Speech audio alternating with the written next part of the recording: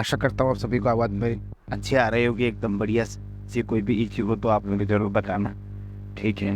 तो जैसा कि आप सबको पता है कि आज भक्ति काल पढ़ रहे हैं, है ना। भक्ति काल का जो टॉपिक था हमने शुरू किया था आचार्य रामचंद्र शुक्ल जी की क्लास से, भक्ति काल। ये बहुत बढ़िया।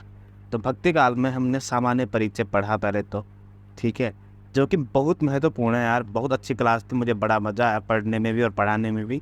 दूसरी बात यह है क्योंकि हमको इससे पता चलता है कि हिंदी साहित्य में भक्ति काल का आगमन क्यों होता है, क्या क्या कारण शुक्ल जी को ठीक लगे जो उन्होंने बताए हमको, और किस प्रकार से साहित्य का परिवर्तन किस आधार पर होता है, ये चीज़ें हमको पढ़ने को मिली।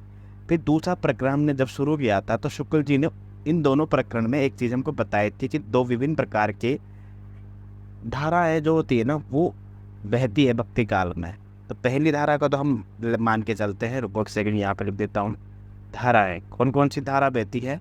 एक तो बहती है अपने निर्गुण धारा, सबसे पहले यही बही थी। बाद में बहती है हमारे सगुण धारा। अब जो सगुण धारा होती है, निर्गुण धारा होती है, तो निर्गुण धारा के अंदर हम पढ़ते हैं दो शाखा हैं, ज्ञानाश्रय शाखा और दूसरी हम पढ़ते हैं प्रेमाश्रय शाखा। ये जो मैं नाम बता रहा हूँ ये शुक्ल जी ने नाम दिए हैं। अगर इसी जगह मैं राम कुमार वर्मा की बात करूँ तो ज्ञानाश्रय शाखा को संत काव्य नाम से डिवाइड किया है राम कुमार वर्मा ने, और प्रेमाश्रय शाखा को सूफी काव्य के नाम से डिवाइड किया है, ठीक है। जबकि मैं सगुण धारा को पढ़ूँ तो राम काव्य नाम से डिवाइड किया है राम कुमार वर्मा ने, और कृष्ण काव्य नाम से डिवाइड किया है। जबकि शुक्ल जी कहते हैं रामाश्रय शाखा, जबकि दूसरा नाम देते हैं कृष्णा, ठीक है, कृष्ण मार्गी शाखा। बहुत बढ़िया। इन धाराओं में हम भक्ति काल को पढ़ते हैं, जिसमें हमने ज्ञानेश्वर शाखा शुरू करी थी। और ज्ञानेश्वर शाखा की हमने विशेषता पढ़ी थी मोटी मोटी कि ये ज्ञान कांड को प्राथमिकता देते हैं, साधनात्मक रहस्यवाद पर अधिक ध्यान देते हैं, न कि भावनात्मक रहस्यवाद पर। इन्होंने हठ योग की साधना नाथों से सीखी है, सिद्धों से उलटबांस से सीखी है। तंत्र मंत्र की चीज़ें, जो भी काम की चीज़ें थी वो ली है इन्होंने। हालांकि तंत्र मंत्र पर इतना विश्वास नहीं करते थे ये, लेकिन जैसे कि जो विशेष शब्दावली है, उलटबांसिया जो है कहाँ से सीखी ये बताओ। चर्या पद जो है वो एक रहस्यात्मक पद ही तो होते हैं ना, सिद्धों ने वो लिखे तो वो वाली चीज़ लिखी है, इन्होंने सीखी है। नाथों से लिया है, वैष्णवों से अहिंसावाद और प्रपत्तिवाद लिया है, ये हमने पढ़ा। सूफियों से लिया है प्रेम तत्व, है ना, कि किस प्रकार से प्रेम लक्षणा वाली जो भक्ति हम कर सकते हैं वो सूफियों से ली है कहीं ना कहीं। और एक होता ना कि प्रेम को एक प्रकार से होता ना कि प्रेम में पागल हो जाना, प्रेमी को अंसड़िया झाई पड़े, है ना, पंत निहार निहार आंखड़िया, है ना, वो वाली पंक्ति है ना, आंसड़िया झाई पड़े पंत निहार निहार, जी बढ़िया छाला पड़े शाम पुकार पुकार। तो ये जो प्रेम का जो एकदम ऐसा वाला रूप होता है ना कि प्रेम में प्रेमी अपने आप को ही इस प्रकार से दिखाता है कि जैसे तो कोई उसकी तन मन जो है ना एकदम लहूलुहान हो चुका है। तो ये वाली खुमारी हमको मिलती है सूफी काव्य के अंदर, ठीक है। तो जब हम संत साहित्य पढ़ रहे थे तो संत साहित्य ने विभिन्न विभिन्न प्रकार के अलग अलग बातों से महत्वपूर्ण जो भी चीज़ें हो सकती थी वो ग्रहण की है। समाज सुधार की पहली भावना थी किसके अंदर? संत काव्य के अंदर। संत समाज सुधार उनको रखना था और पाखंड का खंडन करना था उनको। हिंदू और मुसलमान दोनों का सहिष्णुता का काव्य है, न कि असहिष्णुता का, ठीक है ना। दोनों का समन्वय बनाए रखने का काव्य है संत काव्य। जो बातें आवश्यकता थी हिंदुओं से लेनी थी वो हिंदुओं से ली है, जो चीज़ें मुसलमानों में काम की थी वो मुसलमानों से ली है। लेकिन जो कमियां हिंदुओं में थी, जो मुसलमानों में कमियां थी, दोनों का ही खंडन बराबर बराबर किया है। भाषा में हम आक्रोशता देखते हैं लेकिन बहुत कम कवियों में। जैसे ये हम भाषा में आक्रोशता देखते सिर्फ और सिर्फ कबीर में। लेकिन अगर कोई पूछे कि संतों की भाषा क्या है, संतों के काव्य की भाषा, तो हम सरल और सहज कहेंगे, सरल और सहज भाषा कहेंगे, ठीक है। इसके अलावा हमने जब कबीर को पढ़ा था, नामदेव को पढ़ा था हमने, और हमने रैदास को भी पढ़ा है ना, तो हमने देखा कि संत काव्य निर्गुण धारा में उन कवियों का स्थान ज़्यादा रहा है, या उन कवियों को भी स्थान मिला है जिनके साथ जाति पाति भेदभाव वगैरह होता था, या जो कहीं ना कहीं खुद तो जाति पाति के खंडन करते थे लेकिन खुद अपने आप में जाति पाति का विरोध तो खुद ही कर रहे हैं ना, क्योंकि खुद ही निम्न वर्ण के थे। जैसे हम रैदास की बात करें, कबीर भी अगर बात करें तो जुलाहा थे, कोई ऐसे विशेष वर्ग से थे नहीं, है ना। तो यह सारी चीज़ें हमको संत साहित्य में देखने को मिलती है, ठीक है। तो ये भी एक बहुत बड़ी विशेषता है संत साहित्य की। इसके अलावा अलग अलग विशेषताएं जो है ना, हम जैसे जैसे समय आएगा वैसे वैसे पढ़ेंगे, अभी कोई उसकी आवश्यकता नहीं है। और जब हम हिंदी साहित्य का इतिहास पढ़ते हैं आदिकाल से आधुनिक काल तक, तब हर एक चीज़ की अलग से हम व्याख्या समझते हैं, अच्छे से उसकी मतलब परिभाषा को पढ़ते हैं, ठीक है ना, जो भी विस्तार से वर्णन हो सकता है। फिलहाल हम पढ़ रहे थे यहाँ पे भक्ति काल, और हम रामचंद्र शुक्ल जी की पुस्तक से पढ़ रहे थे। आज हमको पढ़ना था धर्मदास जी को, ठीक है। पंक्तियाँ हमने इम्पोर्टेंट देखी हैं। ये पंक्तियों का ऐसा ही है कि पंक्तियाँ हम देखेंगे जब सबसे लास्ट में जब पूरा कर लेंगे हिंदी साहित्य का इतिहास, तब हम पंक्तियों पे मतलब विस्तार से चर्चा करेंगे, ठीक है। फिलहाल जो भी इम्पोर्टेंट है मैं बता ही देता हूँ। सभी पंक्तियाँ इम्पोर्टेंट नहीं होती है, जो जगत विख्यात पंक्तियाँ होती है या जो हम आसपास सुनते हैं, बस उन्हीं पंक्तियों से अधिकांश प्रश्न पूछे जाते हैं। और वैसे कभी भी आप जिस भी पेपर की तैयारी कर रहे हैं ना, प्रीवियस ईयर पेपर को, तो भी प्रीवियस ईयर आपके पेपर होते हैं, उनको एक बार आप डिटेल में ज़रूर पढ़ा कीजिए। उनका आप एक बार ब्यौरा लेकर ही देखा कीजिए कि किस प्रकार से, किस यूनिट से कितने प्रश्न आए हैं, किस स्तर के प्रश्न आए हैं, और पंक्तियों वाले प्रश्न कितने आए हैं, प्रकाशन वर्ष के प्रश्न कितने आए हैं। इस प्रकार से अनुमान लगाकर ही आप आगे वाले पेपर की व्यवस्था बनाया कीजिए, क्योंकि जो एग्जामिनर्स होते हैं ना, वो भी इसी प्रकार के रूल को फॉलो करते हैं अधिकांश। अब आप कहोगे कि कैसे पता, तो जो ये बड़ी बड़ी कंपनी है ना, चाहे टेक्स्ट बुक हो गई है, चाहे अनअकैडमी हो गई है, बायजूस हो गई है, फिजिक्स वाला हो गई है, या जितने भी कोचिंग्स आप फॉलो करते हैं, ये भी इसी रूल को फॉलो करते हैं मैक्सिमम, ठीक है। और मैंने अधिकांश टाइम, लगभग काफ़ी सारा अच्छा खासा टाइम मैंने टेक्स्ट बुक के साथ बिताया है जॉब करके, तो मुझे इस चीज़ का थोड़ा बहुत एक्सपीरियंस है, ठीक है। और अच्छे से अच्छे एग्ज़ाम, आप तो चलो एक स्टेट के हैं, लेकिन भारत में जितने भी स्टेट है ना, लगभग सारे स्टेट हम कवर करते थे वहाँ पे। उत्तराखंड से लेकर जम्मू कश्मीर तक में भी अगर एग्जाम होते थे, शुरू में 1-2 बार देखा था हिंदी के, तो वो तक हमने कवर किए हैं, ठीक है। तो आगे हम पढ़ते हैं धर्मदास जी को। तो धर्मदास जी के बारे में शुरू कर देते हैं अपन, ठीक है। कि धर्मदास ये बांधवगढ़ के रहने वाले थे, जाति के बनिए थे। बाल्यावस्था से इनकी हृदय में भक्ति का अंकुर था और साधु का सत्संग, दर्शन, पूजा, तीर्थाटन आदि किया करते थे। मथुरा से लौटते समय कबीरदास के साथ इनका साक्षात्कार हुआ। उन दिनों संत समाज में कबीर की पूरी प्रसिद्धि हो चुकी थी। कबीर के मुख से मूर्ति पूजा, तीर्थाटन, देवार्चन आदि का खंडन सुनकर इनका झुकाव निर्गुण संत मत की ओर हो गया। अंत में ये कबीर के सत्य नाम की दीक्षा लेकर उनके प्रधान शिष्यों में हो गए और संवत 1575 में कबीर के परलोकवास पर उनकी गद्दी इन्हीं को ही मिली थी। कहते हैं कि कबीरदास के शिष्य होने पर इन्होंने अपनी सारी संपत्ति, जो कि बहुत अधिक थी, वो लुटा दी थी। ये कबीरदास की गद्दी पर 20 साल तक बैठे रहे और अत्यंत वृद्ध होकर इन्होंने शरीर छोड़ा। इनकी शब्दावली का भी संतों में बड़ा आदर था। इनकी रचना थोड़ी होने पर भी कबीर की अपेक्षा अधिक सरल भाव लिए हुए है। उसमें कठोरता और कर्कशता नहीं है। तो ठीक है, कठोरता और कर्कशता होना ये एक विशेषता भी हो सकती है कबीर के काव्य की, और लोगों में अगर ये कठोरता कर्कशता नहीं है तो कमी भी हो सकती है। क्योंकि कहीं कहीं होता है ना कि पत्थर को पत्थर से ही तोड़ा जा सकता है, या लोहे को, क्योंकि ये बता पत्थर कठोर होता है, पत्थर को तोड़ने के लिए कोई कठोर चीज़ की आवश्यकता होती है। तो जब समाज में जब कठोरता और बर्बरता आ जाती है ना, तो उसको दूर करने के लिए भी कहीं ना कहीं बर्बरता या उसी प्रकार की भाषा का इस्तेमाल करना पड़ता है, ठीक है ना। और यही कारण है कि संत साहित्य का अगर पतन हो गया ना, तो उसका सबसे महत्वपूर्ण, सबसे बड़ा कारण यही है कि जो कठोरता, आक्रोशता और कर्कशता की जो भाषा थी ना, एकदम जो लड़ाकू वाली भाषा थी, ये धीरे धीरे इसका ग्राफ जो है वो कम होता गया, और आगे जाके सभी कवियों की भाषा में विनम्रता आ गई, ठीक है ना। और जो कहते हैं ना कि लातों के भूत बातों से नहीं मानते, तो वही वाली बात है कि फिर संत साहित्य का पतन हो गया एक प्रकार से, मतलब उतनी ज़्यादा मात्रा में नहीं लिखा गया। इसमें कठोरता कर्कशता नहीं है। इन्होंने पूर्वी भाषा का ही व्यवहार किया है। इनकी अन्योक्तियों के व्यंजक चित्र अधिक मार्मिक है, क्योंकि इन्होंने खंडन मंडन से विशेष प्रयोजन न रखकर प्रेम तत्वों को अपनी वाणी का प्रसार किया है। उदाहरण के लिए कुछ नीचे पद दिए हुए हैं, उतने काम के हैं नहीं, बस देख लेते हैं एक बार मोटा मोटा। कि झड़ी लगी महलिया गगन गहराए, खन गरजे खन बिजली चमके, लहरी उठे शोभा बरनी न जाए, सुन्न महल से अमरस बरसे, प्रेम आनंद हने साधु नहा है, खुली केवरिया मिटी अंधेरिया, धानी सतगुरु जिन दिया लखाए, धर्मदास बिनवे कर जोरी, सतगुरु चरण में रहत समाए। तो सतगुरु की महिमा का वर्णन किया गया है कि सतगुरु के आने से क्या क्या हो जाता है। तो झरी लगे महलिया गगन गहराए, अब देखो, झरी लगे महलिया गगन गहराए, इस प्रकार से ये पंक्ति अगर कभी आ जाए कि महल में झड़ी लगी हुई ये प्रकार से, है ना, तो ये धर्मदास जी की पंक्तियाँ हैं। मुझे कभी लगता नहीं कि ये आई हुई पंक्तियाँ हैं, बट ठीक है, शुक्ल जी की पुस्तक में दे रखी है।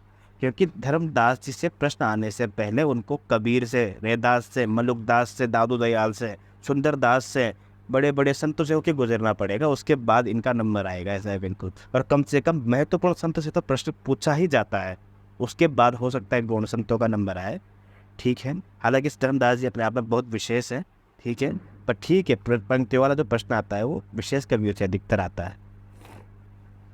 इसके बाद ये है कि मितवु मड़ैया सोनी करी गेला, ठीक है, अपना बलम प्रदेश नेकरी गेलो हमरा के किचवो नगुंडे गेला, है ना। पूर्वी भाषा का प्रभाव इनमें दिख रहा है भाषा में।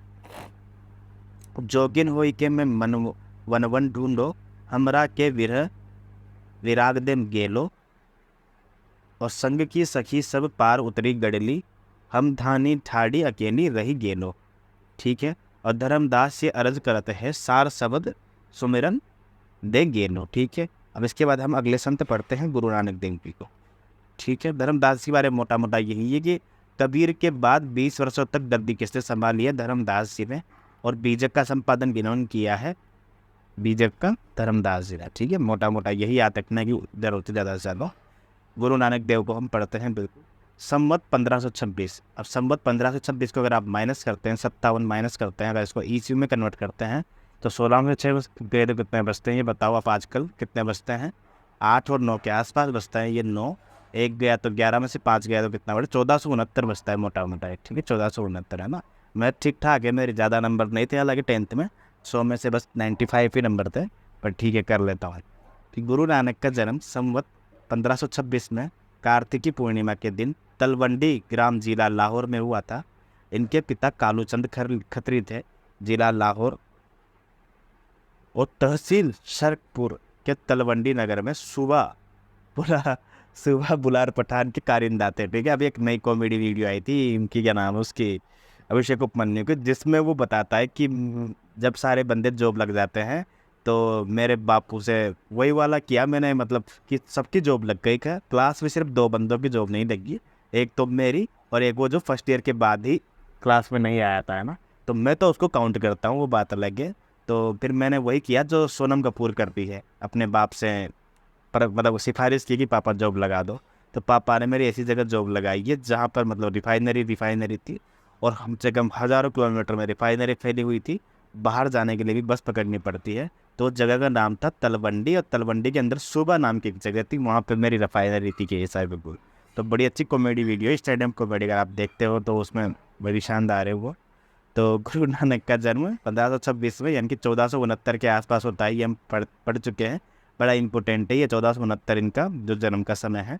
पिताजी का नाम बड़ा महत्वपूर्ण है, पूछा जाता है हर बार, कालूचंद खत्री। और तलवंडी है ना, ये जरूर पूछा गया, हर बार पूछा जाता है किसी न किसी एग्जाम में कि गुरु नानक जी का जन्म कहाँ हुआ है, तिलवंडी में, है ना। ये सुबह बुलार पठान के कारिंदा थे, ये सब जगह तो नहीं पूछा गया है कभी भी, पर ये जरूर पूछा जाता है कि तलवंडी में हुआ है। कालूचंद खत्री और तृप्ता नाम से इनकी माता थी। नानक जी बाल्य अवस्था से ही अत्यंत साधु स्वभाव के थे। संवत 1545 में इनका विवाह गुरुदासपुर के मूलचंद खत्री जी की कन्या सुलक्षणी जी से हुआ, ठीक है ना। सुलक्षणी जी इनकी पत्नी थी। इनके 2 पुत्र हुए थे, श्रीचंद और लक्ष्मीचंद।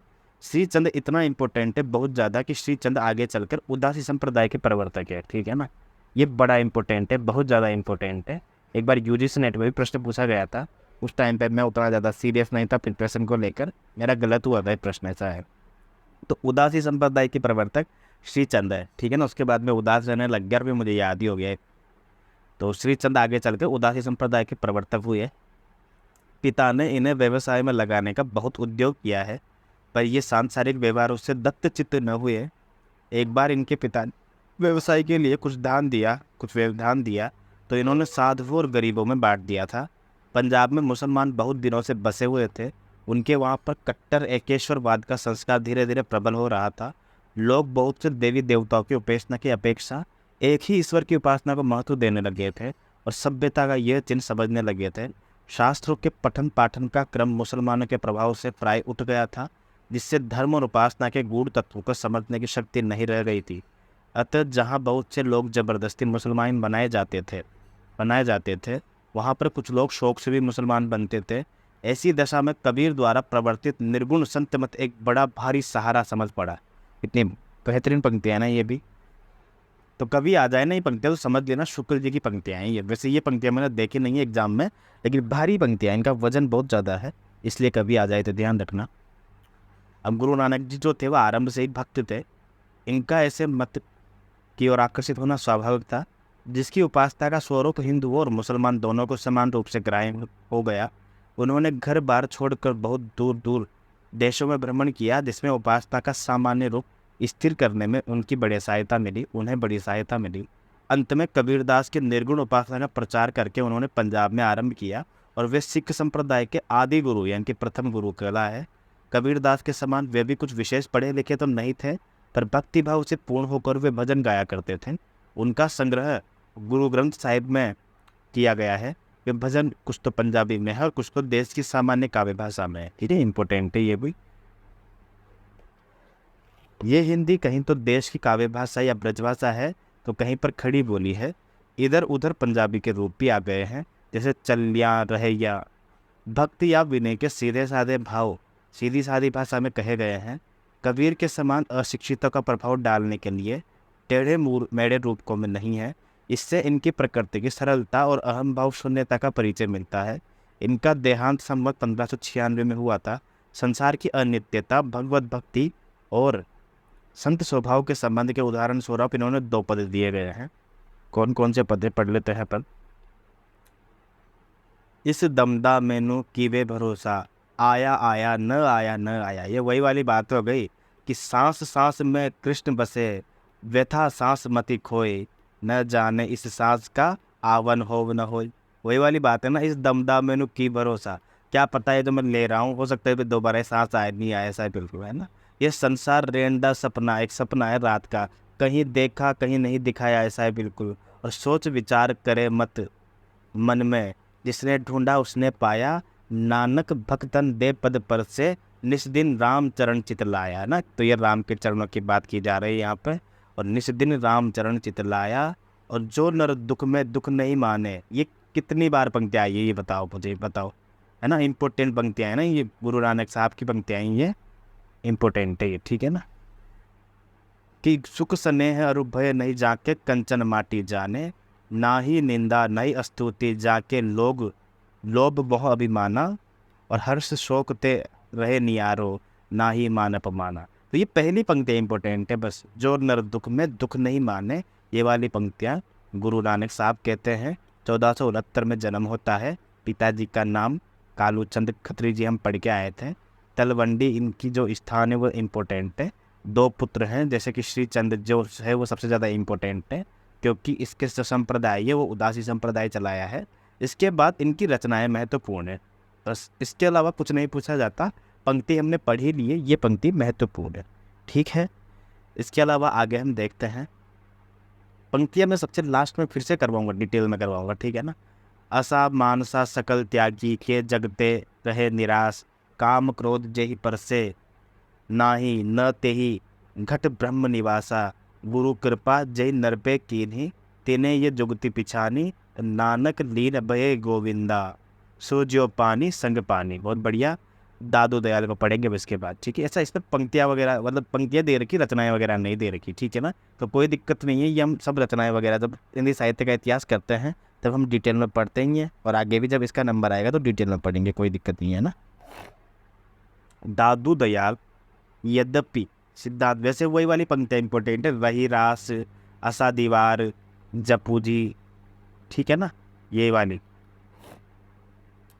दादू दयाल यद्यपि सिद्धांत की दृष्टि से दादू कबीर के मार्ग के ही अनुयायी है, पर इन्होंने अपना एक अलग पंथ चलाया जिसे दादू पंथ कहा जाता है।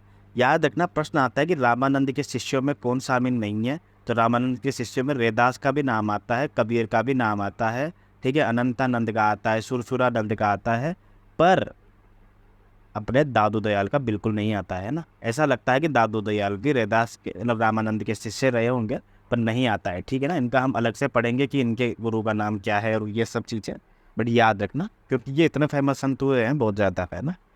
और एक और चीज़ बताऊंगा भी, रुको, कि दादू पंथ के नाम से प्रसिद्ध हुआ है। दादूपंथी लोग इनका जन्म इतना मानते 1601, जो कि मोटा मोटा 1544 के आसपास बैठता है। गुजरात में अहमदाबाद नामक स्थान पर इनका जन्म मानते हैं। इनकी जाति के संबंध में मतभेद है, कुछ लोग इनको गुजराती ब्राह्मण कहते हैं, कुछ लोग मोची या दुनिया को मानते हैं। कबीर साहब की उत्पत्ति के कथा जो मिलती जुलती है, दादू दयाल की उत्पत्ति कथा भी दादूबंती लोग कहते हैं। उनके अनुसार दादू बच्चे के रूप में साबरमती के नदी में बहते हुए लोधी राम नामक एक नागर ब्राह्मण को मिले थे, ठीक है। चाहे जो हो, अधिकतर ये निची जाति के ही माने जाते हैं अधिकतर लोगों को। दादू दयाल के गुरु कौन थे ये तो ज्ञात नहीं है, पर कबीर का इस वाणी में बहुत कुछ जगह नाम आया है और इसमें कोई संदेह नहीं है कि उनके मतानुयायी कि ये उन्हीं के मतानुयायी है, ठीक है, मत प्लस अनुयायी, ठीक है। अब कुछ वृद्धानंद या बुद्धानंद नाम से गुरु मानते हैं, लेकिन ठीक है ये प्रश्न बहुत कम पूछा जाता है, उतना है नहीं। दादू दयाल 14 वर्ष तक आमेर में रहे। अब देखो इनका जन्म भले ही हमने अहमदाबाद पढ़ा, ठीक है, लेकिन जो कर्म भूमि रही है ना दादू दयाल जी की, वो रही है अपने राजस्थान, ठीक है। राजस्थान में एक पहाड़ी है नरेना की पहाड़ी है, जिसे नारायणा के पहाड़ियाँ भी बोलते हैं, ठीक है। वो बहुत महत्वपूर्ण जगह है और वो दादू के महत्वपूर्ण स्थलों में उनका नाम लिया जाता है। तो कभी ऐसा प्रश्न आए ना कि निम्नलिखित में से कौन से संत जो है वो राजस्थान से नहीं है, और अगर ऑप्शन में आ जाए आपके नाम, जैसे कि दादू दयाल भी ऑप्शन में रहे, और ऑप्शन में आ जाए जैसे कि आपने जसनाथ जी आ गए ऑप्शन में, एक आ गए जाम्बू जी, ठीक है, एक आ गए सुंदरदास जी। अब ये बताओ सुंदरदास जी भी राजस्थान के दौसा से हैं, जाम्बू जी भी है, जसनाथ जी भी हैं, पर दादू दयाल नहीं है। तब तो हम दादू दयाल को लगा देंगे, कोई दिक्कत नहीं कि चलो दादू दयाल का संबंध राजस्थान से नहीं है। पर ऑप्शन में जसनाथ जी आ जाए, जाम्बू जी आ जाए, दादू दयाल आ जाए और कबीर ऑप्शन में आ जाए ना, तब हम कबीर को लगाएंगे, क्योंकि कबीर का संबंध राजस्थान से नहीं है, ठीक है ना। क्योंकि दादू दयाल भले ही राजस्थान में जन्म नहीं हुआ है, लेकिन राजस्थान में इनको मानने वाले अधिक संख्या में हैं और इनकी कर्मभूमि राजस्थान रही है। ये प्रश्न आ चुका है, इसलिए आप ध्यान रखना है इस प्रश्न को, बड़ा महत्वपूर्ण है, याद रखना, मैंने कहा है, ठीक है। आगे बढ़ते हैं। दादू दयाल 14 वर्ष तक आमेर में रहे हैं। वहाँ से मारवाड़, बीकानेर आदि स्थानों में घूमते हुए संवत 1459 में नराना, जिसे नारायणा अलग अलग सब नाम मिलता है, तो जयपुर से 20 कोस दूर है, वहाँ आकर रह गए हैं। वहाँ से 3-4 कोस दूर पर फिर से एक जगह है भराने नाम की, है ना, वहाँ भी अंतिम समय में कुछ दिनों तक रहे थे और संवत 1600 में वहाँ पे शरीर छोड़ा था, है ना। तो कहा जाता है, ऐसे हमारे सर कहते हैं ऐसा बिल्कुल, कि वो जिस जगह पे उन्होंने शरीर छोड़ा है ना, इनके मतलब इनके देहांत होने के बाद इसमें ऐसे शरीर को जलाते नहीं हैं, पशु पक्षियों के लिए छोड़ देते हैं कि जंगल के बीच में, ताकि पशु पक्षियों का भला हो जाए। तो कहा जाता है कि उस एरिया के आस भरी गर्मी में भी, है ना, वो माहौल हरा भरा रहता है एकदम, वहाँ पे एकदम मतलब सकारात्मक ऊर्जा का संचार होता रहता है, ऐसा कहा जाता है। 1660 में शरीर छोड़ा। यहाँ पर यह स्थान दादू पंथियों का अड्डा कहा जाता है। यहाँ पर दादू जी के कपड़े और पोथियाँ अब तक रखी हुई है। निर्गुण पंथियों के समान दादू पंथी लोग भी अपने को निरंजन निराकार का उपासक मानते हैं। वही वाली बात हो गई निर्गुण ब्रह्मा के, है ना। ये लोग न तो तिलक लगाते हैं, न कंठी पहनते हैं, साथ में सुमिरन रखते हैं और सत्य राम कहकर अभिवादन करते हैं, ठीक है। और मैं आपको यकीन दिला के कह रहा हूँ, ऐसा कोई एग्जाम नहीं है जिसमें दादू दयाल से प्रश्न नहीं आता हो। चाहे आप राजस्थान जीके की तैयारी कर रहे हों, चाहे आप राजस्थान की किसी एग्ज़ाम की तैयारी कर रहे हों, या किसी और स्टेट से हों, किसी और स्टेट में हिंदी के किसी भी एग्ज़ाम की तैयारी कर रहे हैं, 80% चांस है, 90% चांस है। राजस्थान के हो तो 100% चांस है कि प्रश्न आएगा, और अगर बाहर के हो तो 80% चांस है प्रश्न आएगा ही आएगा। दादू की बानी अधिकतर कबीर की साखी से मिलते जुलते दोहों में है। कबीर कहीं कहीं गाने के बाद भी है, ठीक है। भाषा मिली जुली पश्चिमी हिंदी है, जिसमें राजस्थानी का मेन भी है। इन्होंने कुछ पद गुजराती और राजस्थानी और पंजाबी में भी कहे हैं। कबीर के समान पूर्वी हिंदी का व्यवहार इन्होंने नहीं किया है। इनकी रचनाओं में अरबी फारसी के शब्द अधिक आए हैं और प्रेम तत्व की वंदना अधिक है। घट के भीतर रहस्य प्रदर्शन की परवरी इनमें बहुत कम है। दादू की बानी में यद्यपि उक्तियों का चमत्कार बिल्कुल नहीं है जो कबीर की बानी में मिलता है, पर प्रेम भाव का निरूपण अधिक सरस और गंभीर है। आ गई ना वही वाली बात कि बात मानते कि उक्तियों में चमत्कार भले ही उन्होंने नहीं किया चमत्कार प्रदर्शन, परंतु बात कहने का सलीका बड़ा सरस, बड़ा ही विनम्र स्वभाव का था, ठीक है ना। और ये देखो कितनी इंपॉर्टेंट बात मैं अब कह रहा हूँ, ये दादू दयाल की विशेषता में पूछी जाएगी है कि दादू दयाल की विशेषता कौन सी नहीं है, तो कबीर के समान खंडन मंडन और वाद विवाद में इन्हें रुचि नहीं थी। आजकल का एग्जाम पैटर्न ऐसा हो चुका है कि जो आपको याद है ना, वो तो याद होना ही चाहिए एग्जाम में आएगा, जो एग्जाम में नहीं आएगा या जो नहीं पूछा जाना चाहिए, जो नहीं पता है वो भी याद होना चाहिए, ठीक है ना। तो आपको पता है कि कबीर की भाषा तो वाद विवाद को लेकर थी, खंडन मंडन वाली थी, पर दादू की नहीं थी, ये भी याद होना चाहिए आपको, ठीक है ना। प्रश्न आ जाएगा कि दादू के संबंध में कौन सा विशेष कथन सही नहीं है, और ऑप्शन आ जाएगा कि कबीर के समान खंडन वंडन और वाद विवाद में दादू दयाल की भाषा भी आक्रोशित वाली थी, आक्रोशित वाली भाषा थी, तो गलत लगाना उसको, नहीं थी।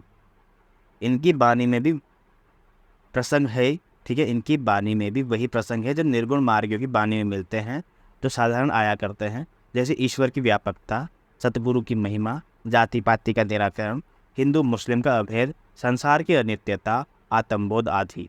इनकी रचनाओं का कुछ अनुमान नीचे दिया गया है, ठीक है। पंक्तियाँ वैसे इतनी महत्वपूर्ण है नहीं इनकी, पर ठीक है।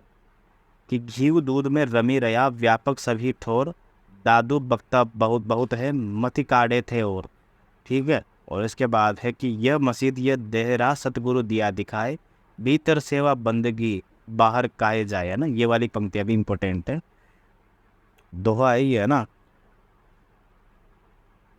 यह मस्जिद यह देहरा सतगुरु दिया दिखाए, भीतर सेवा बंदगी बाहर काहे जाए। कितनी बढ़िया है ना एकदम यार। दोहा छंद तो अपने आप में मेरा फेवरेट है, तो ये याद रखना आप। ये है अपना दादू दयाल, ठीक है। यह मस्जिद यह देहरा सतगुरु दिया दिखाए, भीतर सेवा बंदगी बाहर काहे जाए। आगे देखते हैं अपन। देखो पूरी भक्ति काल सर, पूरी भक्ति काल में अगर बात करें संत साहित्य से एक पंक्ति आएगी, ये कन्फर्म है एग्जाम में। अभी एक दो पंक्तियों में किसी की भी आ सकती है ऐसा, एक दो पंक्तियों में तो। कि आगे है कि दादू देख दयाल को सकल रहा भरपूर, रोम रोम में रही रमी रहा तू जनी जाने दूर, और कहते परिखी मची हुए कीमती कहीं न जाई, दादू सब हैरान हैं गूंगे का गुड़ खाए, जब मन लागे राम सो सब अनंत काहे को जाई, दादू पानी लूण जो ऐसे रहे रमाई। अब इम्पोर्टेंट पंक्ति है ये वाली है कि भाई रे ऐसा पंथ हमारा, द्वे पंख रहित पंथ गह पूरा अबरण एक अधारा। तो ये वाला है, ठीक है ना। भाई रे ऐसा पंथ हमारा, ये दादू दयाल की पंक्तियाँ है, इसको आप इम्पोर्टेंट लगा लेना थोड़ी बहुत, ठीक है ना। वैसे मैंने कभी देखी नहीं है, मुझे ध्यान नहीं आ रहा कि कभी आई होगी तो। बाकी तो पंक्तियों के अलावा चीज़ें इंपॉर्टेंट होती है ना। और वाद विवाद काहू से ना ही मैं हूँ जगते न्यारा, खुद ही कह रहे हैं इस चीज़ को, है ना। बाकी नीचे चलते हैं पंक्तियों में। अब आते हैं पर सूरदास जी को पढ़ते हैं। सुंदरदास, सुंदरदास, सुंदरदास, बहुत बढ़िया। लगभग 1496 के आसपास जन्म बैठता है इनका, मोटा मोटा, ठीक है। जैसे कि 1596 है ना, ठीक है 1596। इससे पहले जैसे कि हमने पढ़ा 1398 में पढ़ा हमने कबीर, ठीक है। 1398 मोटा मोटा मानते हैं रैदास का। अब आप कहोगे बराबर है, किसको पहले लें, तो रैदास को पहले जन्म लगाना अगर क्रम से पूछा जाए तो। 1469 में हम पढ़ के आए थे गुरु नानक देव को, 1544 में हम पढ़ के आए थे दादू दयाल को, अब 1596 में हम पढ़ेंगे सुंदरदास को, 1564 में हम पढ़ेंगे किसको, 1574 में पढ़ेंगे हम मलुकदास को। इसके बाद आगे और भी है यार, 1567 में है, ये सब अलग अलग, वही गणित अपन को आती है, लगा लेंगे जो भी है। सुंदरदास, ठीक है, बहुत बढ़िया इंपॉर्टेंट नाम है। देखो क्या होता है, ये बहुत इंपॉर्टेंट है ना। अब जैसे मैंने प्रश्न पूछा था ना आपसे कि रामानंद के शिष्यों में किसका नाम शामिल नहीं है, वैसे ही सुंदरदास का नाम भी रामानंद के शिष्यों में नहीं है, जबकि है विख्यात नाम, बड़े फेमस नाम है सुंदरदास जी का। ये दादू दयाल के शिष्य थे, ठीक है ना, इंपॉर्टेंट है। तो सुंदरदास खंडेलवाल बनिए थे और चैत्र शुक्ल नामी सम्मत 1653 को द्योसा, अब द्योसा वगैरह कुछ नहीं है, ये दौसा नाम की एक जगह है, दौसा, दौसा, ठीक है। मेरे मित्र भी रहते हैं, एक विजय राही, मीणा नाम है उनका, विजय राही, बड़े अच्छे कवि है वो, बहुत शानदार, असिस्टेंट प्रोफेसर है हिंदी के वो, लेकिन कवि भी शानदार है। कि सुंदरदास ये खंडेलवाल बनिया थे और चैत्र शुक्ल नवमी सम्मत 1653 में दौसा नामक स्थान पर जयपुर में उत्पन्न हुए थे। इनके पिता का नाम परमानंद था और माता का नाम था सती, ठीक है, सती। जब ये 6 वर्ष के थे तब दादू दयाल दौसा में गए थे, तभी से ये दादू दयाल के शिष्य हो गए और उनके साथ रहने लगे, ठीक है। 6 साल के थे तभी। सम्मत 1660 में दादू दयाल का देहांत हो गया, तब तक ये नारायणा में रहे। फिर जगजीवन साधु के साथ अपने जन्म स्थान दौसा में आ गए। सम्मत 1663 में रहकर फिर जगजीवन के साथ काशी चले गए। वहाँ 30 वर्षों की अवस्था तक संस्कृत व्याकरण, वेदांत और पुराण आदि पढ़े और संस्कृत अतिरिक्त ये फारसी भी जानते थे। खास काशी से लौटने पर ये राजपुताने के फतेहपुर नामक स्थान पर रहे और वहाँ के नवाब अलीफ खां इन्हें बहुत मानते थे और इनका देहांत इतने टाइम पर सांगानेर में हो गया था। ये इम्पोर्टेंट नहीं है। अब देखो हमने एक चीज़ नोटिस करी यहाँ पे आपने कि ये 30 वर्ष की अवस्था तक ये संस्कृत व्याकरण, वेदांत और पुराण आदि पढ़ते थे। इसका मतलब ये है कि संत साहित्य में हम पहले विशेषता पढ़ते थे कि भाई इन्होंने तो न 10th पास करी, न 12th पास करी, न BA करी, न MA करी, लेकिन यहाँ पर एकमात्र सुंदर दास ही ऐसे थे जिनको शास्त्रों का ज्ञान था, PhD होल्डर थे, पढ़े लिखे थे नहीं थे, बताओ, खुद इन्होंने लिखा हुआ यहाँ साफ साफ है ना। तो ये बहुत इंपॉर्टेंट कथन नहीं है कि निम्नलिखित में से, मतलब संत साहित्य की विशेषता क्या है कि पढ़े लिखे थे क्या, बिल्कुल नहीं थे, कोई दिक्कत नहीं है, लेकिन सुंदरदास अपवाद है ये, ठीक है ना। सुंदरदास की विशेषता कभी आ जाए तो आपको याद होना चाहिए कि सुंदरदास जी जो है उनको अच्छा खासा ज्ञान था, पढ़े लिखे थे, ठीक है, बहुत बढ़िया इनका। और जैसा नाम सुंदरदास वैसे ही गोरे चिट्ठे पे थे, एकदम हैंडसम लगते थे, बिल्कुल मॉडलिंग किया करते थे अपने ज़माने में। फिर भी श्रृंगार रस के घोर विरोधी थे भाई साहब, एकदम बिल्कुल, ये देखो आप, श्रृंगार रस के घोर विरोधी थे। हाँ से रस में जरूर इनका मन लगता था, परंतु श्रृंगार रस के घोर विरोधी थे, ये इंपॉर्टेंट थकते हैं कुछ, ठीक है ना। ऐसा नहीं कि गोरा वोरा रंग होने के कारण की, इनका डील डोल बहुत अच्छा, रंग गोरा बहुत सुंदर था, स्वभाव बहुत ज़्यादा कोमल और मृदुल था। ये बाल ब्रह्मचारी थे और स्त्री की चर्चा से सदा दूर रहते थे भाई साहब। बस निर्गुण पंथियों में यही एक ऐसे व्यक्ति हुए हैं जिन्होंने समुचित शिक्षा मिली थी और जो काव्य कला की रीति आदि से अच्छी तरह परिचित थे। अतः इनकी रचना साहित्यिक और सरस है, भाषा भी काव्य की मंजी हुई ब्रज भाषा में है। भक्ति और ज्ञान चर्चा के अतिरिक्त नीति और देशाचार आदि पर भी इन्होंने बड़े सुंदर पद कहे हैं, ठीक है। और संतों ने केवल गाने के पद और दोहे कहे हैं, पर इन्होंने सिद्धहस्त कवियों के समान बहुत से कवित्व सवैये रचे हैं। यूँ तो छोटे मोटे इनके अनेक ग्रंथ हैं, पर सुंदर विलास ही सबसे अधिक प्रसिद्ध है। होने दो, सुंदरदास का सुंदर विलास नाम से याद हो जाएगा, तालियां बजाओ इसी के साथ। तो संतों ने केवल गाने के पद कहे और दोहे लिखे हैं, पर ये सिद्धहस्त कवि थे और इन्होंने कवित्व और सवैया रचे हैं, ठीक है। ये भी एक विशेषता होगा इंपॉर्टेंट, ठीक है ना, तो ये भी इंपॉर्टेंट लगा लेंगे। सबसे बड़ी विशेषता तो ये है कि संपूर्ण हिंदी साहित्य में, ठीक है ना, संपूर्ण कैसे लिखते हैं यार, संपूर्ण, ये लो, संपूर्ण हिंदी साहित्य में सबसे बेहतरीन कवित्व और सवैया जिनकी बात करते हैं ना, उसमें नाम आता है अपना सुंदरदास जी का, ठीक है ना। और कृष्ण साहित्य में सबसे बेहतरीन किसने लिखा है, तब हम नाम लेंगे दस खान का। और घनानंद ने कहाँ लिखा है, रीतिकाल में सबसे बढ़िया, ठीक है, रीतिकाल में सबसे बढ़िया कवित्व और सवैया किसने लिखे, घनानंद ने। ये भी चीज़ आपको याद होनी चाहिए। तो सुंदर विलास एक ग्रंथ हो गया जिसमें कवित्व और सवैया मिलते हैं। इनके कवित्व सवैयों में यमक, अनुप्रास और अर्थालंकार की योजना बराबर मिलती है।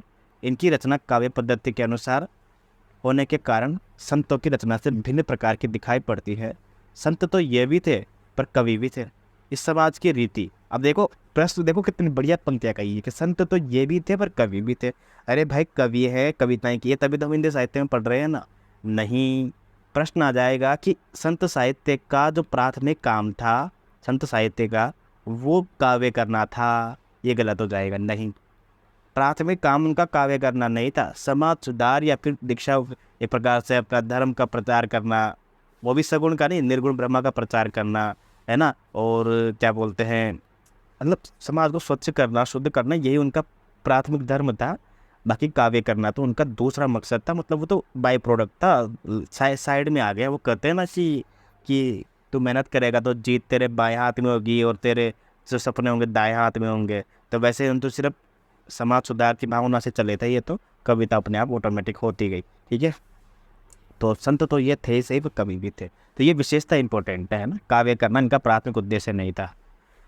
इसमें समाज की रीति नीति और व्यवहार आदि पर इनकी बड़ी विनोदपूर्ण उक्तियां हैं। जैसे गुजरात का आभड़ छोड़ अतीत सो, होत बिलार और कुकर चाटत हांडी, मारवाड़ का वृक्ष न नीर न उत्तम, चीर सुदेशन में गत देश है मारू, दक्षिण पर रांधत प्याज बिगाड़त नाज, ठीक है। और न आवत लाज करे सब बच्छन, पूरब देश पर ब्राह्मण क्षत्रिय बेसर, सुंदर चरोड़ वर्ण के मच्छ बगारत, है ना। ये अलग अलग इलाकों के बारे में अलग अलग इन्होंने व्यंग्यपूर्ण पंक्तियाँ लिखी है।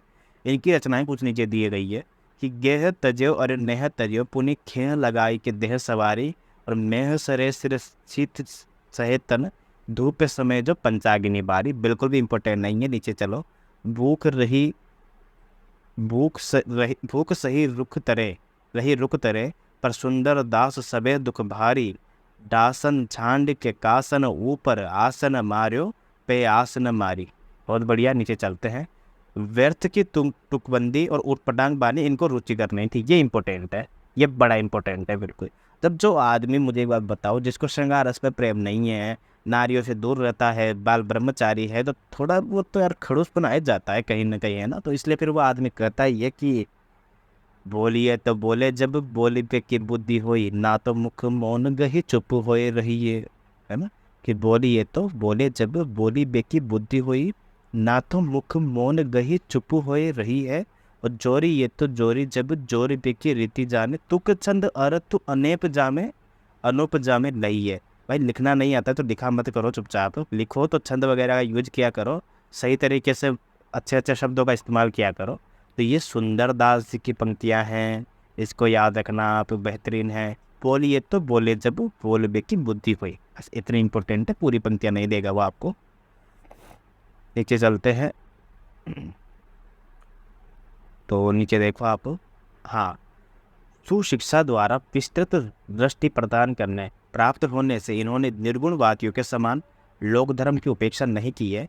पातिव्रत्य का पालन करने वाली स्त्रियों, रण क्षेत्र में कठिन कर्तव्य पालन करने वाली शूरवीरों आदि के प्रति इनके विशाल हृदय के समान, हृदय में सम्मान के लिए पूरी जगह थी। दो उदाहरण दिया हुआ है। ये बताओ, मैं बाल ब्रह्मचारी हूँ तो ये मेरा निजी मत है ना यार, मैं संसार को ये थोड़े कहूँगा कि गृहस्थ धर्म को छोड़ दो बिल्कुल भी। ये बताओ, भगवान श्री कृष्ण भी क्या कहते हैं बताओ, कि जो जो लोग अपना धर्म निभाते हैं ना, जो लोग धर्म का पालन करते हैं, वो क्या करते हैं, सन्यासी बनकर धर्म से विमुख हो जाते हैं। तो ये भी एक प्रकार का अधर्म ही है ना। जब संसार में भेजा है अपनको, तो संसार के कर्म में निवृत्त प्रवृत्त होके, क्या कहते हैं उसको, मतलब संसार के कर्म में लगकर भी हम संसार से परे रहें, वो एक असली भक्ति कहते हैं उसको, है ना। तो वही वाली बात ये एक्सेप्ट करते हैं सुंदर दास जी भी, कि कोई बात नहीं, कि भले मैं बाल ब्रह्मचारी हूँ, पर लोक धर्म की उपासना नहीं, उपेक्षा नहीं कर सकता।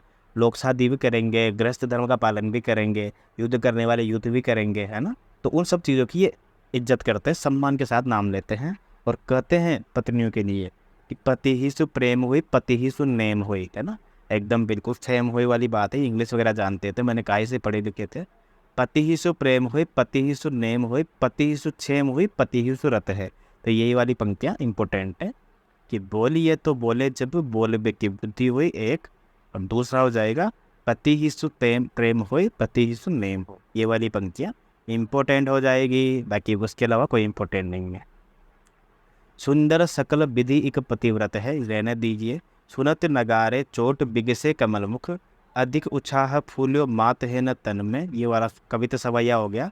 सुनत नगारे चोट बिगसे कमल मुख, अधिक उत्साह फूल्यो मात है न तन में। फेर जब संग जब तो नहीं धीरे धारे, कायर कपाय मान होत देखी मन में। ये अलग अलग पंक्तियाँ दी हुई है, बिल्कुल मैंने दो पंक्तियाँ दिखा दी, आपको बता दी, वही इंपॉर्टेंट है, उन्हीं को याद कर लीजिए बस, है ना। इसी प्रकार इन्होंने, कभी कभी क्या होता है ना, हम किसी पेपर में, एक तो कालक्रम वाले प्रश्न है ना, कालक्रम वाले प्रश्नों में और पंक्तियों के लिए इतने ज़्यादा हम बावरे हो जाते हैं इन दोनों के चक्कर में, कि इनके चक्कर में 5 प्रश्न हमारे एक्स्ट्रा सही हो सकते हैं, वो नहीं होते हैं ना। कालक्रम वाले प्रश्न सही बता रहा हूँ, कुछ लोगों, कुछ एग्जाम्स का पैटर्न होता है, मैं मानता हूँ बिल्कुल भी, लेकिन उनमें उतना नहीं उलझना चाहिए जितना हमको दूसरे जो महत्वपूर्ण प्रश्न है ना, जो एकदम ऊपर ऊपर से उठ के आते हैं, उन पर ज़्यादा विशेष ध्यान देना चाहिए, ठीक है ना। क्योंकि आप नोटिस करोगे कि आपका वही प्रश्न गलत हुआ होगा जो आपने बहुत बार पढ़ा होगा, ठीक है ना। ये एक सामान्य प्रवृत्ति रहती है। इन्होंने सृष्टि तत्व आदि विषय कहे हैं, और वह भी औरों के समान मनमाने और उटपटांग नहीं है, शास्त्र के अनुकूल है। उदाहरण के लिए नीचे का पद देखिए, कि ब्रह्मा ते परुष और प्रकृति प्रगट भई, कि जिसमें ब्रह्म के आगे और सब क्रम सांख्य के अनुकूल है। बहुत बढ़िया ये चीज़ें कही है इन्होंने, कि ब्रह्मा ते पुरुष और प्रकृति प्रकट भई, प्रकृति में महातत्व पुनि अहंकार है, और अहंकार होते 3 गुण सत्य रज तम, तम होते महाभूत विषय प्रसार है।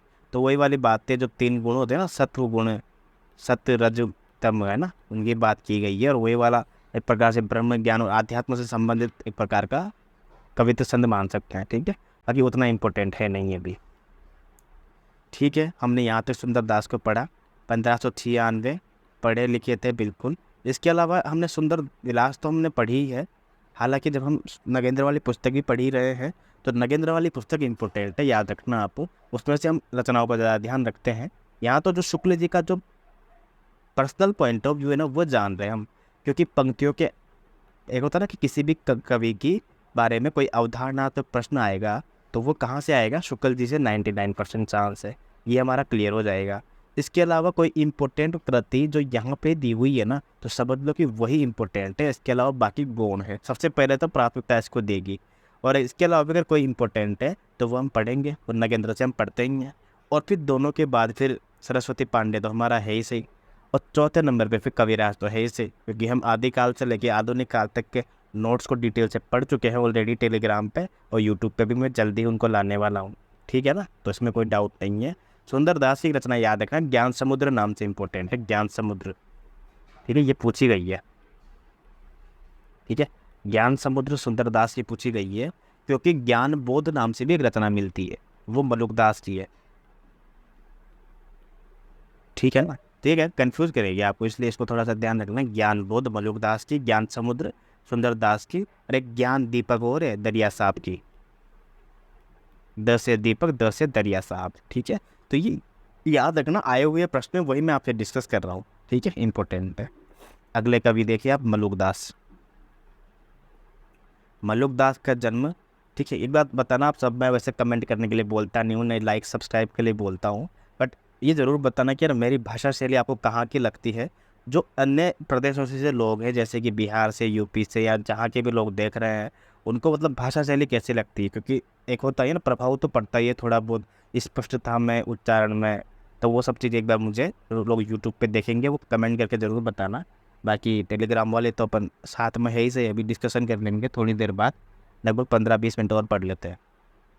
मलुकदास का जन्म लाला सुंदर दास खत्री के घर पर हुआ था, वैशाख कृष्ण 5 संवत 1631, और इसको आप मोटा मोटा माइनस करोगे 57, तो ये 1574 के आसपास बैठेगा। ठीक है, करके देखिए, चलो करके देखते हैं, रुको।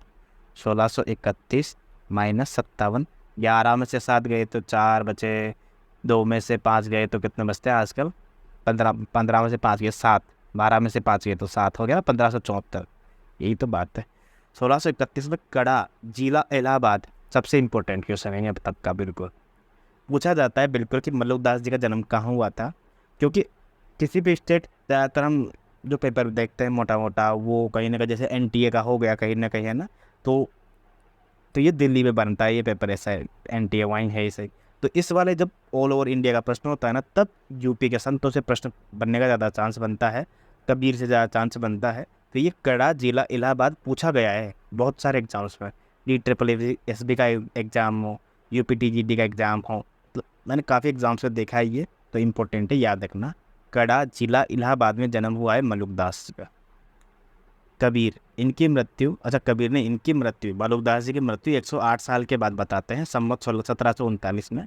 औरंगजेब के समय में दिल के अंदर खोजने वाले निर्गुण मंत्र, समय में दिल के अंदर खोजने वाले निर्गुण मंत्र के नामी संतों में हुए हैं, और इनकी गद्दियाँ कड़ा, जयपुर, गुजरात, मुल्तान, पटना, नेपाल, काबुल तक में कायम हुई है। इनके संबंध में बहुत सारे चमत्कार और करामत प्रसिद्ध है। कहते हैं कि इन्होंने एक बार डूबते हुए शाही जहाज को पानी के ऊपर उठाकर बचा लिया था, और रुपयों का तोड़ा गंगा जी में तैरा कर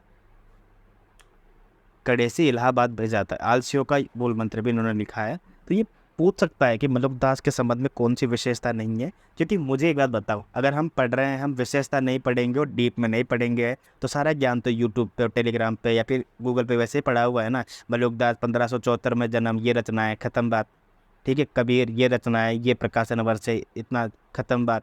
अगर हम विस्तार से नहीं पढ़ेंगे, अगर हम हिंदी को हिंदी समझ के नहीं पढ़ेंगे, आप लोगों की ये समझ विकसित नहीं होगी कि आप जब टीचर बनेंगे, असिस्टेंट प्रोफेसर बनेंगे, तो कैसे पढ़ाएंगे, तो फिर हमारे पढ़ने का मतलब ही क्या हुआ, है ना। फिर तो कबीर आपसे पढ़ने का अर्थ ही क्या निकल गया, फिर वही वाली बात है। तो कहते हैं कि एक बार इन्होंने डूबते हुए शाही जहाज को पानी के ऊपर उठाकर बचा लिया था।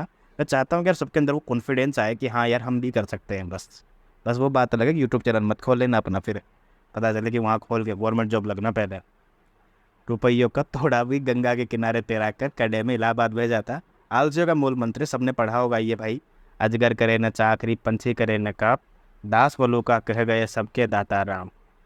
तो इन्हीं की दो पुस्तकें फेमस है, रतन खान और ज्ञान बोध। अरे अपन ने डिस्कस तो किया ही था, अभी आ भी गई वापिस, तो ये इंपॉर्टेंट है, ठीक है। रत्न खान भी इंपॉर्टेंट है और ज्ञान बोध भी इंपॉर्टेंट है। जबकि हम रतन बावनी पढ़ते हैं ना, रतन बावनी किसकी मुझे बताना, और रतन हजारा किसकी भी बताना, मुझे कमेंट करके बताना आप ये चीज़, ठीक है। टेलीग्राम वाले तभी मुझे बताएंगे। रतन खान हो गई, रतन हजारा और रतन खान, ठीक है। अगली क्लास में ज़रूर बताऊंगा मैं इसका आंसर क्या है।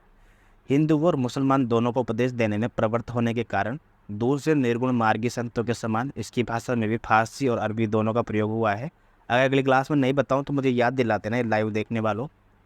इनकी दृष्टि से बोलचाल की खड़ी बोली का पुट इन सब संतों की बानी में एक सा पाया जाता है।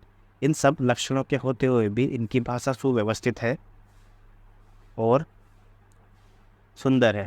कहीं कहीं पर अच्छे कवियों का पद विन्यास और कवित्व आदि छंद भी पाए जाते हैं। इनमें कहीं कहीं अच्छे कवियों का सा है ना, उनकी तरह पद विन्यास और कविता छंद भी पाए जाते हैं। कुछ पद्य बिल्कुल खड़ी बोली में भी पाए जाते हैं। आत्मबोध, वैराग्य, प्रेम आदि पर इनकी वाणी बड़ी मनोहर है। दिग्दर्शन मात्र के कुछ पद्य नीचे दिए गए हैं ना। अब देखो क्या होता है ना कि इन्होंने कह दिया कि वही वाला कि अजगर करे न चाकरी, पंछी करे न काम, दास मलूका कह गए सबके दाता नाम राम। एक प्रकार से मतलब वही वाली बात हो गई, मैं वाली बात हो गई, भाई अपन ही सब कुछ है भैया, कुछ नहीं है ऐसा वाली बात। तो ऐसा अज्यूम करके चलो तो पंक्तियाँ ज़्यादा जल्दी याद होगी इनकी। कैसे?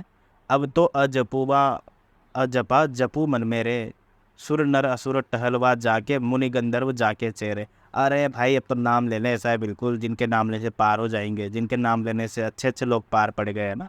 ये वाली पहली पंक्तियाँ हैं, वैसे इतनी खास इंपॉर्टेंट नहीं है ये, पंक्तियों का चक्कर में मत पढ़ो, चार चीज़ें कम याद होगी, और प्रकाशन वर्ष के चक्कर में मत पढ़ो। हाँ, जिस एग्जाम में अगर पैटर्न ही ऐसा है कि पंक्तियों पर पंक्तियाँ, प्रकाशन वर्ष पे प्रकाशन वर्ष पूछा जाता है, फिर पढ़ो। जैसे मैंने देखा था एक बार महाराष्ट्र सेट का एग्जाम देखा था, प्रकाशन वर्ष के अच्छे क्वेश्चन पूछे जाते हैं वहाँ पे, और अच्छे क्या पूछे तो घटिया जाते हैं पर अच्छी मात्रा में पूछे जाते हैं। प्रकाशन वर्ष का भी एक नियम होता है यार, कम से कम फेमस रचनाओं का पूछा जाए, एक ही कवि की 4 रचनाएं पूछी जाए। इससे अच्छा तो यार आरपीएससी असिस्टेंट प्रोफेसर है, पिछली बार भी इन्होंने प्रेमचंद की 4 रचनाओं को क्रम से लगा लिया, इस बार भी प्रेमचंद की 4 रचनाओं को क्रम से लगा लिया उपन्यास को, और एक ही एक प्रश्न आया बस। अब नीचे चलते हैं थोड़ा सा। हाँ, ये वाली पंक्तियाँ थोड़ी सी इंपॉर्टेंट है कि नाम हमारा खाक है, हम खाकी बंदे, खाकई में पैदा हुए और अति गाफिल गंदे, है ना। ऐसे इतने खास है ना, बट ठीक है। नाम हमारा, ये हम वाली बात आ गई ना, हम वाली बात में वाली, समझ आना। मलिकदास की पंक्तियाँ हैं। कबहू न करते बंदगी दुनिया में भूले, आसमान को ताकते घोड़े चढ़ फूले। छोड़ो सब इनके हम सब हमारे, छोड़ो ये भी छोड़ो, 36 पवन जा हमारी जाति, हम ही मुल्ला हम ही काजी। देखो ये वाली लास्ट वाली पंक्तियाँ देखो आप। और मैंने हमेशा कहा है कि आप जब भी पढ़ो ना किसी भी किताब को या किसी भी पैराग्राफ को या किसी भी नोट्स को, तो हमेशा प्रथम पंक्तियाँ और अंतिम पंक्तियाँ महत्वपूर्ण होती है, ये याद रखना, सबसे ज़्यादा महत्वपूर्ण होती है। कुछ पढ़ो चाहे मत पढ़ो, पर ये चीज़ें जरूर पढ़ लिया करो। अब जैसे आप कोई उपन्यास है सिलेबस में लगा हुआ है, अब आपको मालूम पूरा नहीं पढ़ना, तो कम से कम उस उपन्यास के शुरू का पेज, जो फ्रंट पेज है जहाँ पे नाम लिखा हुआ है, वो उसको गौर से देखो एकदम कि कुछ लिखा हुआ तो नहीं है ना, ठीक है ना। ध्यान से देखो उसको, और सबसे अंतिम पेज को भी ध्यान से देखो, घूर घूर के देखो उसको। दिख गया, खत्म बात। अब उपन्यास का, नाटक का पहला पेज खोलो, पहले पेज पे कुछ लिखा हुआ है क्या? प्रकाशन वर्ष से कोई संबोधन है, किसी को समर्पण, चाचा को, ताऊ को, मम्मी को, दादी को, पापा को, मम्मी को, ये सब देखो। लिखा हुआ है तो कुछ लिखा हुआ है क्या, वो देखो। भूमिका लिखी हुई है क्या, वो पढ़ो। भूमिका के अलावा कुछ प्राकथन लिखा हुआ हो, कुछ उपसंहार लिखा हुआ हो, वो तो क्या सबसे लास्ट में लिखते हैं, पर जैसे कि होता है ना कि वो प्रथम संस्करण की भूमिका, ये पढ़ो, ठीक है। और जब उपन्यास चालू हो जाए तो कम से कम 2-3 पेज तक उसको पढ़ो, और अंत के लास्ट के 2-3 पेज पढ़ो और ख़त्म कर दो बस। अब अगर काव्य रचना है तो काव्य रचना में भी सेम चीज़ फॉलो करो कि कोई पैराग्राफ में अगर काव्य पंक्तियाँ बटी हुई रहती है यार, ऐसी बात नहीं है जैसे कि आप कामायनी को ही देख लो, है ना, तो वो भी बटी हुई, ऐसी बात नहीं कि चिंता आशा श्रद्धा शक तो है ही सही, लेकिन चिंता शक में भी अलग अलग पैराग्राफ बंधे हुए हैं, ठीक है ना। तो शुरुआत की पंक्तियाँ और अंतिम पंक्तियाँ तो आप देख ही लिया करो, ठीक है ना। तो अब हम अगले पढ़ते हैं अक्षर अनन्य। अक्षर अनन्य को पढ़ते हैं हम। 1710 के आसपास इनका जन्म मानते हैं संवत में, और ये वर्तमान रहने का पता लगता है, मैं इनके वर्तमान रहने का पता लगता है। ये दतिया रियासत के अंतर्गत सैनुहारा कायस्थ थे। इतना महत्वपूर्ण नहीं है, हम इनकी चीज़ें पढ़ लेंगे क्या क्या इंपॉर्टेंट है अक्षर अनन्य के बारे में। वैसे भी रीतिकाल के समय सीमा में इनका समय आ जाता है मोटा मोटा, तो हम वहीं ज़्यादातर पढ़ते हैं इनको। कुछ दिनों तक दतिया के राजा पृथ्वीचंद के दीवान थे, पीछे से व्यक्त होकर पन्ना में रहने लगे। प्रसिद्ध छत्रसाल इन्हीं के शिष्य थे, ठीक है ना। और एक बार ये छत्रसाल से किसी बात पर अप्रसन्न होकर जंगल में चले गए। पता लगने पर महाराज छत्रसाल क्षमा प्रार्थना के लिए इनके पास गए। तब एक झाड़ी के पास खूब पैर फैलाकर लेटे हुए पाया। महाराज ने पूछा पूछा पाँव पसारा कब से, हाथ समेटा जब से। तो इनसे उत्तर मिला कि हाथ समेटा जब से। ये विद्वान थे और वेदांत के अच्छे ज्ञाता थे। इन्होंने योग और वेदांत पर कई ग्रंथ लिखे थे। राजयोग, विज्ञान योग, ध्यान योग, सिद्धांत बोध, अनन्य प्रकाश, विवेक दीपिका आदि इनके ग्रंथ थे। और दुर्गा सप्तशती का हिंदी पद्यों में अनुवाद भी किया था, ठीक है।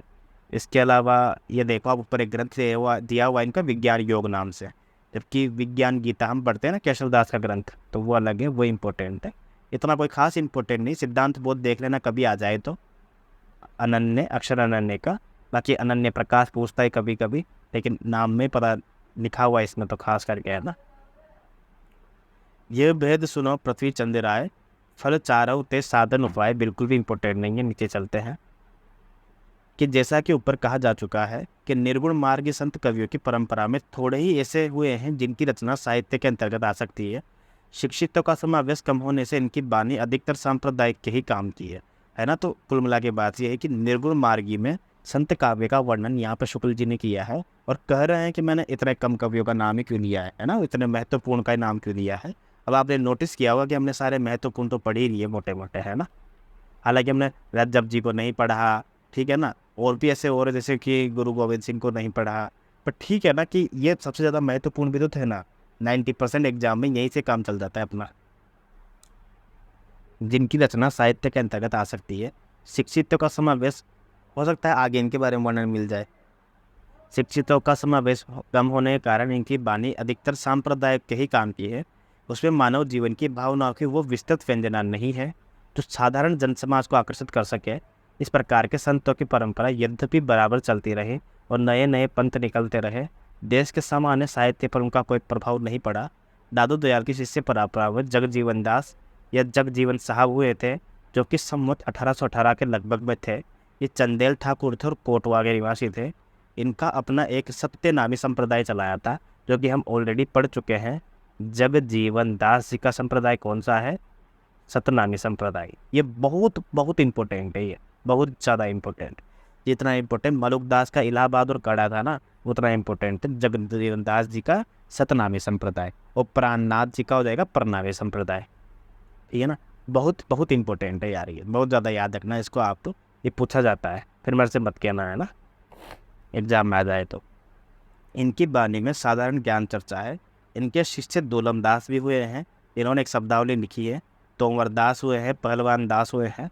तुलसी साहब इंपॉर्टेंट है, हम आगे पढ़ेंगे। तुलसी साहब, गोविंद साहब, भीखा साहब, पलटू साहब आदि इनके अनेक संत हुए हैं। प्रयाग में वेलेडियर प्रेस ने इस प्रकार के बहुत से संतों की बानियाँ प्रकाशित की है। बहुत बढ़िया। तुलसी साहब इसलिए इंपॉर्टेंट है, ये तुलसीदास नहीं है, तुलसी साहब अलग है। ये घट रामायण नाम से इनका एक ग्रंथ है, घट रामायण। ये पूछा गया है काफ़ी बार, है ना, घट रामायण। निर्गुण पंथ के संतों में के संबंध में भी ये अच्छी तरह समझ रखनी चाहिए कि उनमें से कोई तो दार्शनिक व्यवस्था दिखाने का प्रयत्न व्यर्थ है, पर उन पर द्वैत, अद्वैत, विशिष्टाद्वैत आदि का आरोप करके वर्गीकरण करना दार्शनिक पद्धति की अनभिज्ञता प्रकट करना होगा। अर्थात शुक्ल जी ने कहा है कि भाई इनको दार्शनिक व्यवस्था में मत दिखाओ भाई। अगर आप ये दिखा रहे हो ना कि ये तो अद्वैतवादी थे, विशिष्टाद्वैतवादी थे, तो ये करना तो एक प्रकार से इसका मतलब आपको तो दर्शन का ज्ञान ही नहीं है ना। अनभिज्ञ मतलब होता है ना कि पता नहीं होना, उसमें से थोड़ा बहुत भेद दिखाई पड़ेगा।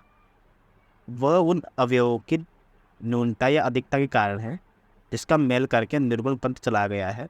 जैसे किसी वेदांत के ज्ञान तत्व या अवयव अधिक मिलेगा। बहुत बढ़िया, कितनी बढ़िया बात कही है शुक्ल जी ने यहाँ से कि यार अब आप द्वैतवाद कर दोगे उसको, लेकिन हो सकता है अद्वैतवाद का थोड़ा बहुत उसने खाना खा रखा हो, विशिष्ट वेदवाद का थोड़ा बहुत उसने कुछ चख रखा हो, स्वाद है ना।